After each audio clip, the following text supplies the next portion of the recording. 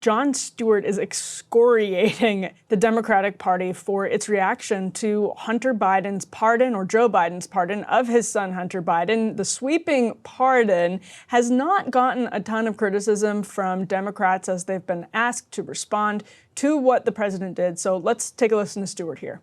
It's not like he's ever going to run again, so why not take care of your kid? Even if you said you weren't gonna. I respect it. I don't have a problem with it. The problem is the rest of the Democrats made Biden's pledge to not pardon Hunter the foundation of their defense of America, this grand experiment. Yes, yes, yes, to everything that you guys were saying. If you hadn't made Hunter Biden not receiving a pardon the Mason-Dixon line of morality between Democrats and Republicans, there's a big gap between the law is the only thing that separates us from the animals and the monkey threw shit at me first. I had no choice. Rules, loopholes, and norms. The distance between the systems Democrats say they are revering and the one that they're using when they need to is why people think it's rigged. Use the rules, use the loopholes, the norms, but also use it to help the people. So Gavin Newsom has been basically the only major Democrat I've seen gently condemn what Joe Biden did. But Ryan, there's an interesting point also that Stewart is... More people than that, I think, have been going after him. More than Gavin Newsom? Yeah. Like people who are elected officials? Yes, like the Colorado Senator Michael Bennett went after him pretty hard. There were a bunch of... Because I think he's on his way out, and I think people feel like it's a free shot at him. Yeah, I've been curious about that, actually. I mean, it seems it's a pretty easy op. The cable heads have not covered themselves in glory. And they have no reason not to. Politicians, actually, who actually have to deal with voters, you'd think, have been actually, I think, pretty critical of it. Stewart had a good montage of Jasmine Crockett, other elected Democrats who have been very defensive of Biden, but I'd totally take that point. I think it's, Gavin Newsom is one very, as much as I can't stand him, he's sort of, his political instincts are smart to the point you're making about understanding where voters are on this. This is a free hit. And this is exactly where I was going. Biden actually said over and over again, as Crystal and Sagar have covered, that he wouldn't do this. But what's interesting about that is it was all before the election. So Hunter was going to be sentenced this month, and I think in both cases. But to say over and over again before the election that you wouldn't pardon him, and then after the election to pardon him, whether the timing had to do with the sentencing or the election, voters are going to feel totally lied to and cheated by Democrats and by journalists who weren't as skeptical of those claims as they might otherwise have been. So obviously it is a huge free hit. Yes. And I think we're covering this now because I think people might be curious for our takes on this, even though this is a day or two old now. I'm curious for more on yours. But from my perspective, there are a bunch of different layers to this. On the top layer, to me, if you are a mother or father of a child who is a child, and I'm calling him a child, even though he's like 50-some years old, who has committed a nonviolent crime or hundreds of nonviolent crimes, you are a complete jerk if you just don't use your pardon. You can pardon them and you don't, and they're in recovery. Like, just pardon the person. Just it's what you do as a parent. Yeah. The other layers, though, are the hypocrisy. Biden is the guy who deserves as much credit for the drug war as anybody else. Hundreds of thousands to millions of people rotting away, who he has never shed a tear for, and has the opportunity now to pardon hundreds of thousands of nonviolent, maybe tens of thousands of nonviolent criminals who didn't get out from First Step and who are in federal prison. And he hasn't done it. He campaigned on ending the death penalty. He could commute every federal death sentence today. And he ran on it, so it would be a legitimate thing to do. Is he going to do that? No, he's not going to do that. And then the layer below is, of course, the lies.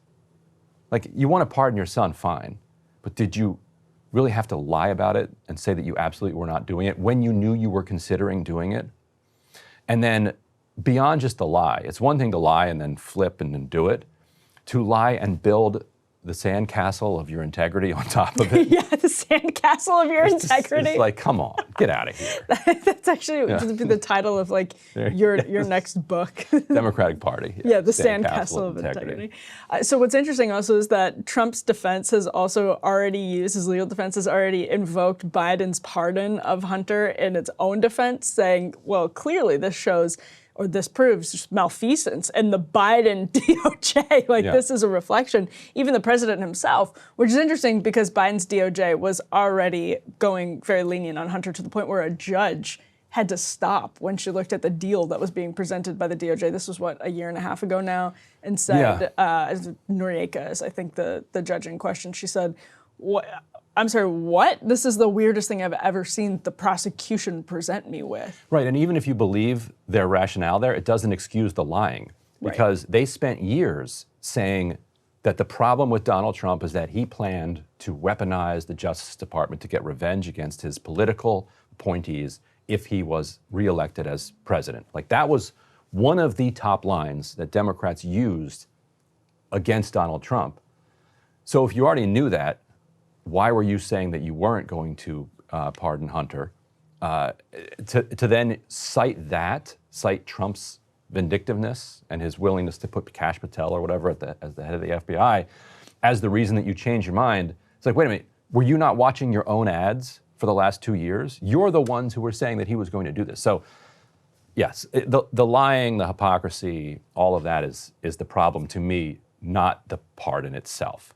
I would have been angrier, and I was actually angry at Biden when I foolishly thought that maybe he might not actually pardon Hunter Biden. I thought that was cruel and vicious, as a father. Just pardon your son. Just do it. Yeah. Well, I mean, Hunter Biden is somebody who, to your point, has perhaps committed hundreds of nonviolent crimes over the years, and he looks like he's going to... we know. I mean, he probably committed. There were probably days during his bender where he committed 100 crimes. Yeah, right. In a single day. Yeah.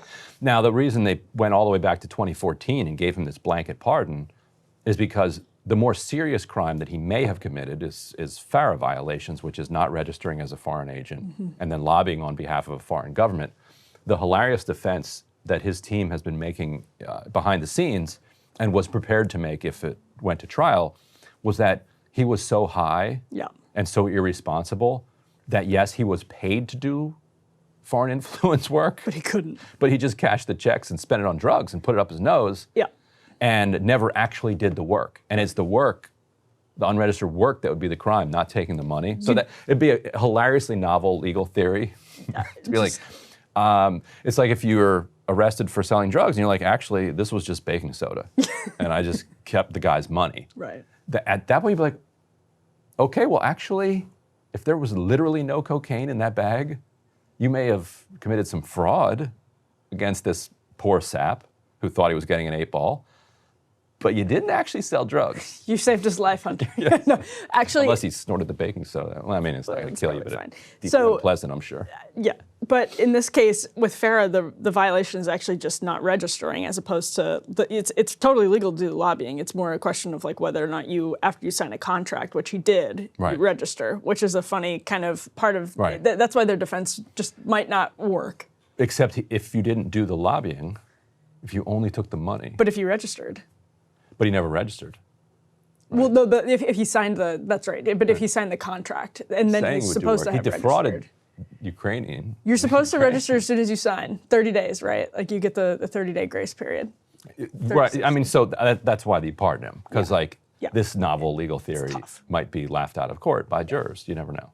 Amazing theory, though. And just lastly, I'm reading from Playbook here. They say lawyers for Trump deployed the president's statement explaining his pardon of Hunter in a filing seeking the dismissal of the hush money case against Trump in New York.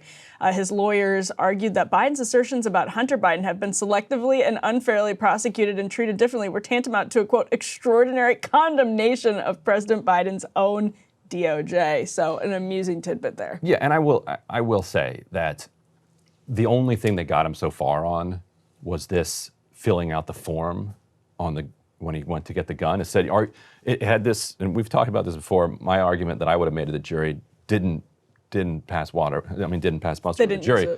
But it says, are you currently using drugs? And he checked no. Right.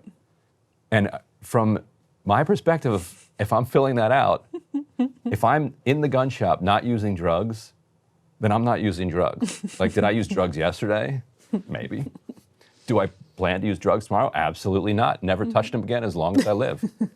And then maybe you relapse. Didn't work. But in that moment when you filled out the form, and then aside from that, it's like, aren't you all these big Second Amendment champions?